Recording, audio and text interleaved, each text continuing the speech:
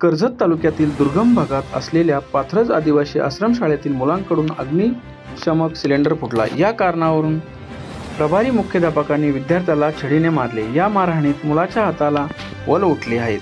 ही घटना समाजात आदिवासी संघटनेचे कार्यकर्ते आश्रमशाळेत येऊन घडल्या प्रकारची माहिती घेतली।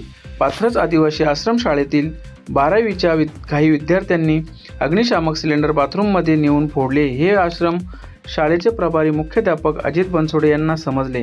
त्यांनी हा प्रकार कुणी केला हे विचारण्यासाठी 12वी वर्गातील विद्यार्थ्यांना विचारले, परंतु एकही विद्यार्थ्यांनी नाव सांगत नव्हता। म्हणून त्या रागात बनसोडे यांनी 4 विद्यार्थ्यांना छडीने मारले।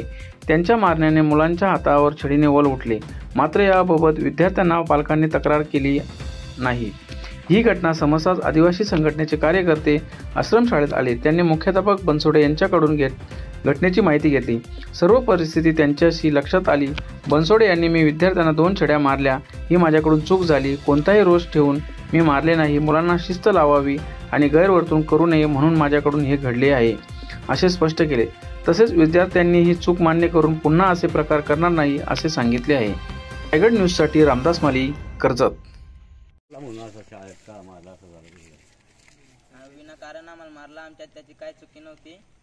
चुकी असती तर आम्ही मार खाला असता। पहिले पासून मला आणि तुझं नाव पण सांग। Okay okay. माझे नाव धनराज बुजा यावटे, मी पाथरे शाळेत शिकत आहे। मी आता 12वीत आहे।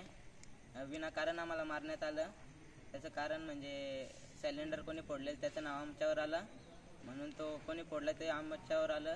आम्हाला मारहाण करण्यात आली, आमची चुकी नसल्यास।